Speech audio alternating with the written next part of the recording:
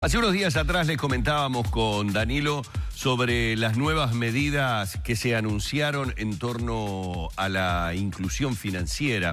Las detallábamos, eran una gran cantidad de medidas que involucraban diferentes aspectos, como el retiro total del salario, la posibilidad de hacerlo en un solo movimiento, como el hecho de que los pasivos no estuvieran obligados a cobrar a través de medios electrónicos, pero también otra serie de detalles que incluían situaciones con los pequeños comercios. De alguna manera uno en el anuncio sentía que se contemplaban algunos reclamos, algunos pedidos que desde diferentes ámbitos se habían realizado por encontrar algunas dificultades todavía para que todos pudiéramos tener y obtener los mismos beneficios de la Ley de Inclusión Financiera. Así que está bueno que dialoguemos una vez más con Martín Valcorba, que es el coordinador del programa de Inclusión Financiera del Ministerio de Economía y Finanzas, para repasar un poco estas nuevas medidas y también de saber el porqué del cambio, ¿no? Es decir, cuáles fueron las motivaciones o qué cuestiones se detectaron desde el Ministerio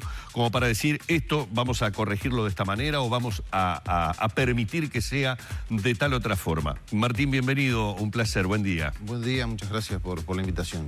Bueno, lo primero que preguntaría genéricamente para involucrar todas estas nuevas medidas es ¿por qué se da la necesidad de realizar algunos, no sé si llamarle ajustes o modificaciones? ¿Qué es lo que termina convenciendo al Ministerio de que efectivamente en algunos casos había que generar algún tipo de variación de lo que teníamos hasta este momento como inclusión financiera? Bueno, en realidad este es un proceso que es continuo, ¿no? O sea, nosotros desde que comenzamos con la implementación de la ley en el año 2014, hemos venido sistemáticamente haciendo una evaluación de la marcha, de la implementación, que ha sido, caracterizada por el gradualismo, es decir, ir implementando los cambios con los tiempos necesarios para que todos nos vayamos acostumbrando a lo que es un cambio cultural importante, y además con mucho pragmatismo, ¿no? Es decir, bueno, evaluando efectivamente cómo evoluciona esto en la realidad. Y al mismo tiempo teniendo en consideración de que nos movemos en un área en la cual la tecnología avanza también tan rápido que hay cosas que hace 2 o 3 años eran impensables que hoy sí son posibles. Entonces, la idea es hacer una evaluación sistemática de todos estos elementos, cómo viene funcionando en la práctica, los nuevos instrumentos que van surgiendo, y en base a eso ir adecuando las medidas y las disposiciones que prevé la ley. Y en ese proceso hemos venido trabajando con las gremiales representativas de los comerciantes y también con el sistema político en su conjunto, no solo con la bancada del Frente Amplio, con quien se hizo el anuncio de estas medidas sobre fines de la semana pasada, sino también con amplios sectores de la oposición, y encontramos un área de acuerdo, en cuanto a la necesidad de introducir estos ajustes, que en algunos casos van en la dirección de profundizar el camino que se ha venido transitando, y en otros casos se ha adecuado un poco a partir de la evaluación de lo que se ha venido haciendo. Entonces, pongo por ejemplo el caso de los jubilados, ¿no? Los pensionistas. Recordemos que la ley lo que preveía es que hasta los jubilados y pensionistas que habían adquirido ese derecho antes de noviembre del 2015 no estaban alcanzados por la disposición del pago electrónico de la jubilación. Las nuevas jubilaciones sí, al igual que los trabajadores. Ahora, en la evaluación de este proceso llegamos a la conclusión de decir, bueno, cuando empezamos a analizar a pasar en limpio los fundamentos de esta medida en el caso de los trabajadores, por ejemplo, que básicamente lo podemos resumir en 2 fundamentos, 2 razones principales. Una que tiene que ver con la formalización y cómo el pago electrónico de los salarios favorecía la formalización del mercado de trabajo, que no es otra cosa que más derechos para los trabajadores. Y en segundo lugar, cómo a través de este mecanismo asegurábamos que el derecho a acceder a un medio de pago electrónico, sea una cuenta bancaria, un instrumento electrónico, se pudiera ejercer, ¿no? Ahora, cuando empezamos a ver esto en el caso de los jubilados, en realidad no tenemos problema de formalidad, no tenemos problema de que no se pueda ejercer ese derecho, porque el BPS siempre le va a dar esa posibilidad. Entonces, se llegó a la conclusión de que en realidad era bueno extender el mecanismo que estaba previsto para los jubilados que habían tenido ese derecho antes de noviembre de 2015 para todos. Y lo mismo en el caso de los trabajadores. Y bueno, el pago electrónico de salarios es una herramienta muy potente, como decíamos, para los temas de formalización. Ahora, aquel trabajador que quiera seguir moviéndose en el mundo del efectivo lo puede seguir haciendo, la ley no se lo impide. Y por eso, por ejemplo, otro de los cambios que comentabas en la presentación, que tiene que ver con el derecho que los trabajadores van a tener de poder retirar todo su salario en un único movimiento sin costo, en el primer movimiento luego de que se le acredite el salario. De forma tal que se preserva el mecanismo de pago electrónico para mejorar la formalización, para asegurar que se puede ejercer ese derecho, pero al mismo tiempo dándole la libertad al trabajador de que si quiere seguir moviéndose en efectivo, lo puede hacer. Claro, puede retirar la totalidad en ese único acto que realiza en ese momento. Digamos, algo que estaba limitado a las cantidades que supuestamente son las que están topeadas en los cajeros. Claro, lo que va a establecer la ley, una vez que se apruebe en el Parlamento, va a ser que cada institución va a tener que definir cuáles son los mecanismos que puede utilizar el trabajador para retirar todo el dinero junto. Porque dependiendo del banco, en algunos casos, por ejemplo, el Banco República permite retirar hasta 30.000 pesos por día en el cajero. Que esto tiene que ver con temas de seguridad para la propia institución. Porque uno de los temas relevantes cuando se avanza en los pagos electrónicos tiene que ver con la ciberseguridad. Claro. ¿No? Por ejemplo, el riesgo que implica que me puedan clonar una tarjeta y usar mi tarjeta sin mi autorización y sin mi responsabilidad. En ese caso, el riesgo lo asume el banco. Es decir, si a mí me usan una tarjeta porque me la clonaron, el riesgo, el dinero lo termina cubriendo el banco. Entonces, como forma de cubrirse de ese riesgo, se ponen determinados topes para que uno no pueda hacer un movimiento de un monto muy elevado, eventualmente fraudulento. Mucha gente se sorprendió, obviamente, gente que podía manejar ese monto de dinero en las compras que se realizaron en estas festividades, porque de repente se espera, por razones de aguinaldo o lo que sea, a estas fechas para hacer compras y no sabía que una tarjeta de débito tiene también un determinado tope. Es decir, cuando se llega a ese nivel no se pueden seguir haciendo compras, y que la razón es esta, justamente por si alguien cometió un delito con una tarjeta, por lo menos estar topeado en la cantidad de dinero que se puede gastar, que está situado en ese monto, ¿no? 30.000. Depende de la institución. En el caso del Banco República sí son 30.000 pesos diarios.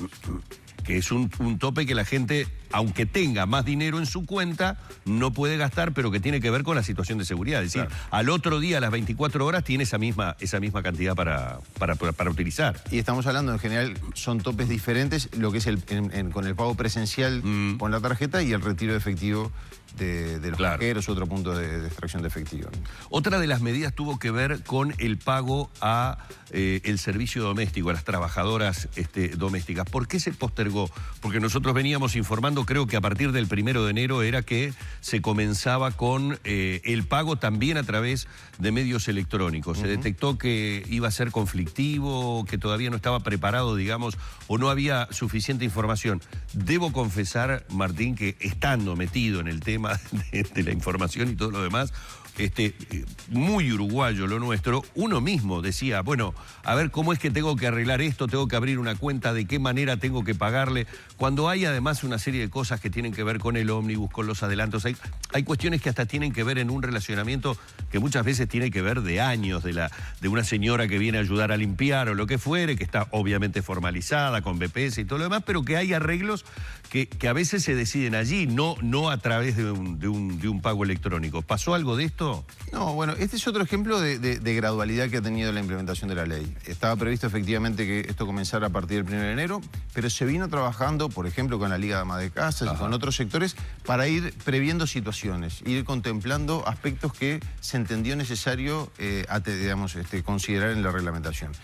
Y entonces, ahora que se sacó, porque hasta el momento lo que se venía haciendo era postergando la entrada en vigencia. Ahora se definió cómo iba a ser el cronograma y cuáles son las excepciones que van a estar vigentes. Y entonces se optó por dar 3 meses, una vez, resuelto y publicado el decreto, 3 meses para que esto comience a regir. Entonces va a empezar a regir a partir del 1 de abril un cronograma gradual. El 1 de abril, ¿quiénes están alcanzados por el pago electrónico en el caso del servicio doméstico? Los trabajadores que están en un régimen de trabajo mensual. No los jornaleros, los que cobran por hora, que van a ingresar a este sistema a partir del 1 de enero del año 2019. Y con una excepción que a nosotros nos parece que también es importante porque apunta a atender esas posibles dificultades prácticas que muchas veces estos cambios también generan y que es importante para tener una buena implementación tenerlos en consideración. Es el caso de quienes, cuando el empleador sea un pasivo, ¿no? Quien tiene una jubilación o está cobrando una jubilación, una pasividad, hasta el 31 de diciembre del 2017. En ese caso, se exceptúa del pago electrónico obligatorio a los trabajadores del servicio doméstico. ¿Por qué? Porque, bueno, en cierta medida las críticas que a veces se plantean, es decir, una persona mayor que contrata a alguien para que lo ayude en la casa, puede tener dificultades para implementar el pago electrónico, no está familiarizado, es más difícil por la edad. Entonces, bueno, atendiendo a esas situaciones, en el caso de el servicio doméstico cuyo empleador sea un pasivo, que actualmente cobra una jubilación o una pensión, no van a estar alcanzados por la obligatoriedad del pago electrónico y podrán seguir cobrando en efectivo. Ahora también, el trabajador tiene el derecho de elegir cobrar a través de un medio electrónico, pero bueno, eso no entra dentro de los aspectos obligatorios que prevé la ley. Claro, pero también eso ofrece, hablando un poco de lo que decíamos al principio, de este cambio cultural, como que genera un cambio en el relacionamiento con el dinero entre el empleador y la empleada. Voy a dar un ejemplo bien claro. En el caso de las trabajadoras, por ejemplo, domésticas, que no están mensualmente, ¿no? Que allí de repente, cuando es mensual, cuando es un sueldo mensual en el que inclusive está incorporado ya el tema del transporte y todo, es entendible. Se hace el depósito en determinada cuenta y bueno, se sabe que entre el 1 y el 10 ese dinero o tal fecha ese dinero está depositado. Pero quien viene, vamos a poner lunes, miércoles y viernes, a dar una mano por unas horas y que está acostumbrado a que termina de trabajar y se lleva el dinero para la casa, en este caso no va a ser así. Es decir, hay algunos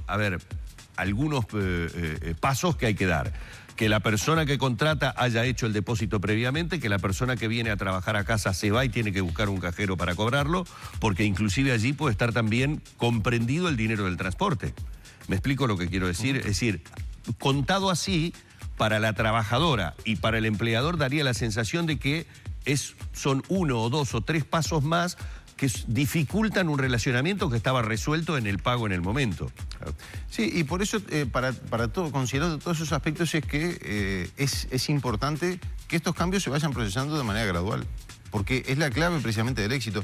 Una vez que nos empezamos a familiarizar con este sistema, creo que rápidamente vamos encontrando que es más cómodo, es más seguro, porque, digamos, en particular para quien recibe el dinero, no tener que estar con el dinero moviéndose en la calle también implica avances en materia de seguridad. Pero es razonable que todo esto requiera tiempo y esa es un poco la clave de todos estos aspectos. Ir generando estos cambios con la gradualidad necesaria y al mismo tiempo reconociendo de que la adopción de estas nuevas tecnologías por parte de todos se está dando una velocidad que es increíble.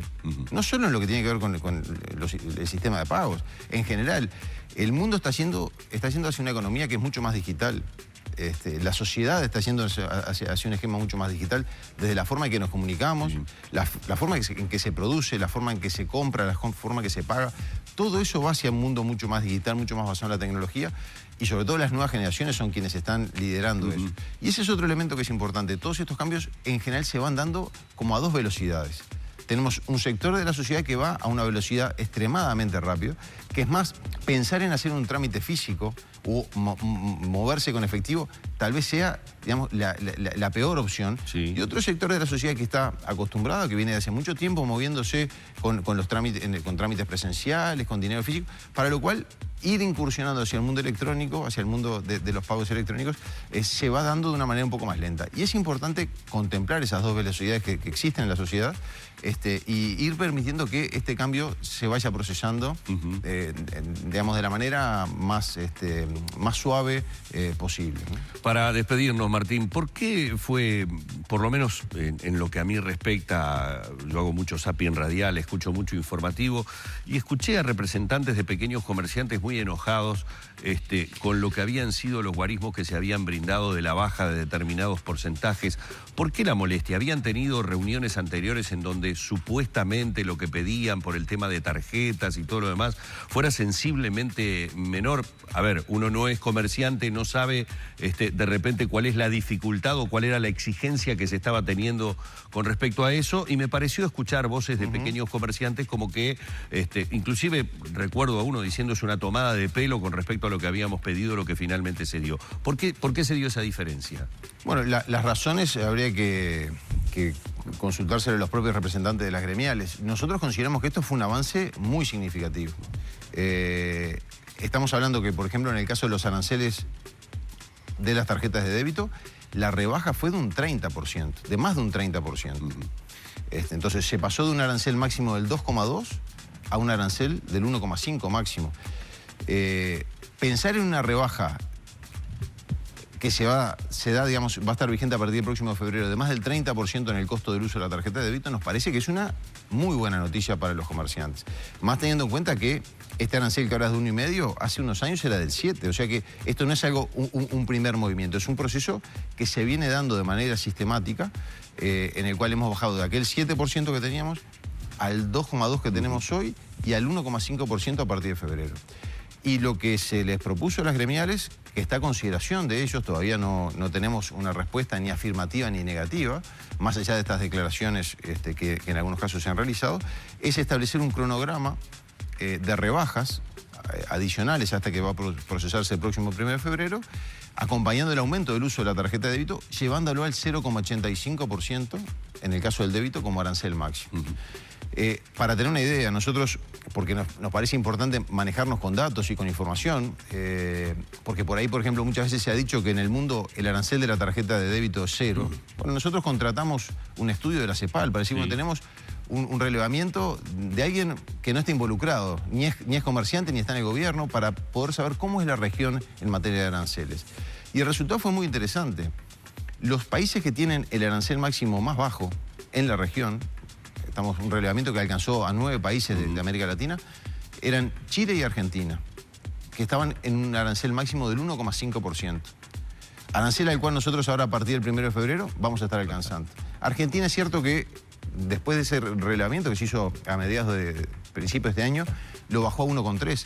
Pero quiere decir que Uruguay va a estar entre los países de la región con aranceles más bajos. Yo creo que cada uno de nosotros, cuando va a los comercios, por ejemplo, a cualquier comercio, quisiera pagar menos por las cosas que compra. Es una expectativa razonable que todos podamos tener. Ahora, pensar que una rebaja de un 30% es una tomadura de pelo, yo creo que por lo menos es una afirmación un poco exagerada. Creo que es un avance importante en un camino que no empieza ahora, sino que empezó ya hace unos años y que además cuando uno lo mira para adelante tiene la perspectiva de que va a seguir bajando, ubicándonos dentro de los países ya, digamos, que van a estar liderando la tabla de aranceles más bajos de la región. Muy bien, queda claro. Muchísimas gracias por estos minutos. Muchas gracias a ustedes y como siempre a las órdenes. Feliz año. Muchas felicidades para ustedes. Feliz 2018. Así ha pasado por Arriba Gente Martín Valcorba, el coordinador del programa de inclusión financiera del Ministerio de Economía y Finanzas, explicándonos los alcances de todas estas nuevas medidas.